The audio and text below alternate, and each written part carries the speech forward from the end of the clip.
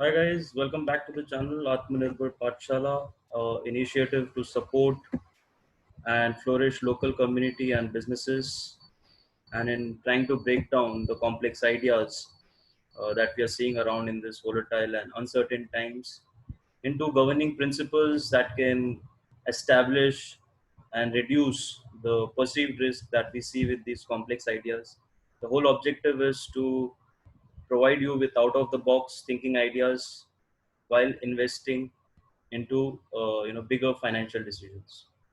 So we have seen that in the last video that how to understand the characteristics of your decision, how to categorize your decision based on monetary value and the complexity around it, and trying to give you the perception that a complex idea may look complex in the beginning, but if done correctly can transform you or your company from, you know it can be a game changer for your organization.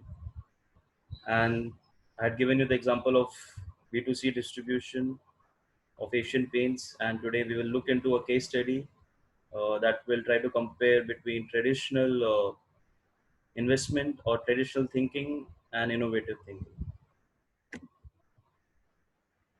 So this is a general framework that is applicable to almost any kind of decision, not just financial decision. And the main thing to look is into one factor, that is your decision reversible or irreversible? So if you have an idea and you want to assess it, you need to categorize into whether it's a reversible decision or an irreversible decision.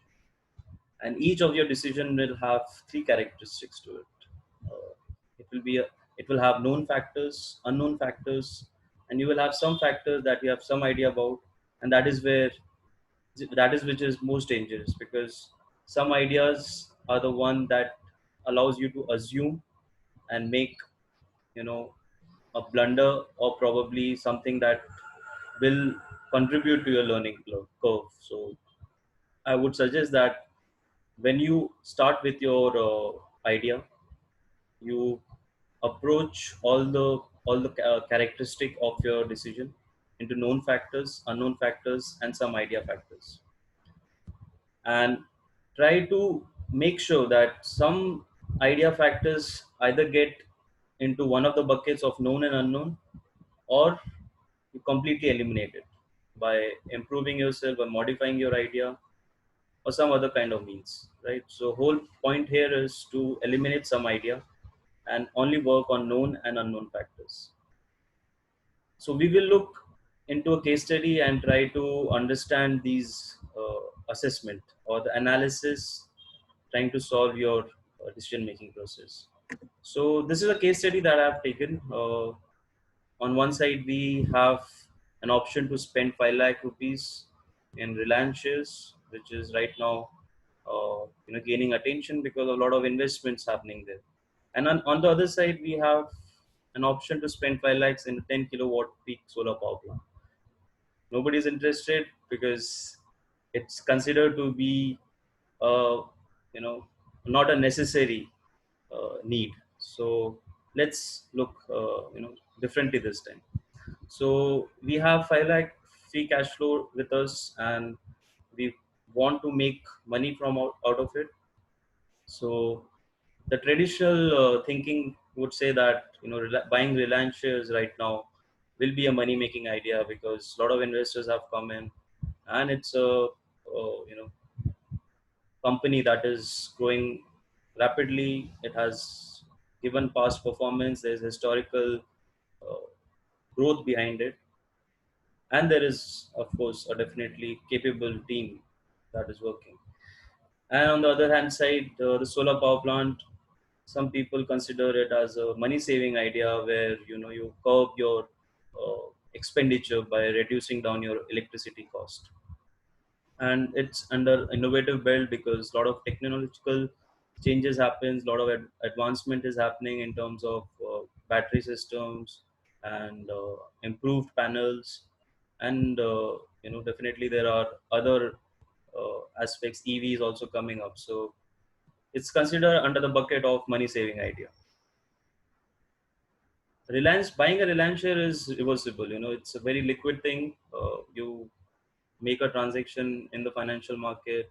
You buy through NSE exchange, through a stockbroker, or through your discount brokers, and you can sell it off whenever you feel like.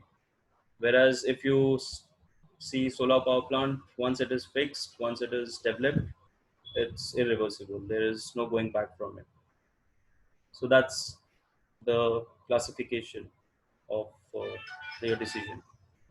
Now you look trying to categorize these decisions into what I said: known, unknown, and some ideas. So price of the stock, the financials of the companies, everything is known to us. Past historic data we have, we can look into the various websites and try to extract that information. So that is known. We can also we know that the timing in the market is very important, so we can do sentiment analysis, and that is something where I will say it's some idea, because it's not a certain thing.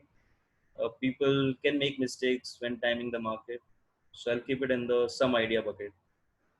Duration, for how long you're going to stay with in the market, with the company, it's something that you can fix at the beginning, so it's known. And crash that we saw in March 2020 because of COVID crisis. They say COVID crisis, but I'd see it was due because we had seen a lot of NPs across industries, and then banks were releasing the statement last year, so it was a due thing, but COVID got it triggered. So a crash in the market, and right now the what everybody is saying that there's a recovery in the market is an unknown, thing right now. Uncertain factor, I will say. So we'll keep that in the uncertain bucket or unknown bucket. And similarly, we can do the same analysis for Reliance for the solar power plant, and we can start with the consumption of the customer. So this is one example where I've taken a customer whose average monthly electricity bill is around 12,000 rupees, and he consumes around 1,400 units per month. So quite a hefty consumption for a household person, but that is to keep the same monetary value, and the space available is enough to make sure that 10 kilowatt rooftop power plant can be set up in the facility. And knowing these known factors, we can come down to maintenance cost, which is something which is not known at the beginning, and we can make assumptions. But I would rather not make assumptions. I would rather put maintenance cost into the known category by understanding all the drivers, making sure that all the technical specification of solar power plant, understanding the technical specification of all the key components of solar power plants, and then establishing the maintenance cost. So that is something where you will require an expert to establish the maintenance cost. Performance is unknown right now in the beginning, and you can only make it a known factor after doing performance analysis test. Again, an expert needs to be brought in to understand the performance of a solar power plant by using softwares like PVSys. And accidental damages due to maybe heavy cyclone or earthquake or some kind of tragedy that we cannot forecast, so that will always be there, and it will always come under the unknown category. And that's where you need to understand your risk and think of whether you can mitigate it by buying an insurance plan, or you can do some kind of protection when such thing happens. So that is totally your analysis. Again, an expert can help you in solving these factors. So Just for showing an example, I've taken this screenshot from one of the famous website, 4traders.com, and found Reliance analysis based on fundamental. Just to give you an example, the PE ratio after 2020, the company's PE ratio, as per the research company, is going to decrease, and they have kept the reference price at same, which is current spot level, which is 1742. So it's it's understood that Reliance is at an all-time high, and any further improvement in Reliance shares will not be of substantial amount, and will not fetch you that return that you probably have set in your mind. So you need to understand before investing in a traditional uh, instrument in financial markets that you have data available, you do your analysis of the known factors, and try to come to a logical conclusion. Don't make a decision based on my words against your words, because it's very difficult to actually spend on intelligently than to earn. It's difficult to spend intelligently than to earn intelligently. So that's Andrew Carnegie quote, or Titan in steel industry back in 19th century. And we will see that for analyzing the solar power plant, we don't have any website, we don't have any past historic data. So it's where expert of you know uh, people who work in renewable energy industry. Since I work in renewable energy industry, I can understand it, and we can clarify all those factors. So here I have done the analysis of 10 kilowatt peak plant using PVSys. So this data is coming out from PVSys. The 10 kilowatt peak plant will produce on an average around 1600 units, and uh, on an annual basis it will produce around 1400, 14,000.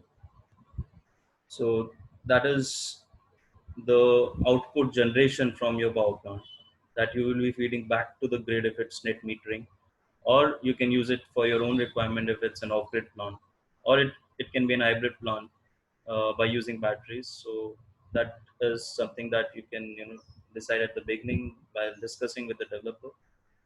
And the ROI of the project, we need to have understanding of net present value and payback period. So that is coming out around 4 years for a 10 kilowatt peak plant. So that means if you have invested 5 lakh rupees, you get back 5 lakh rupees in 4 years period.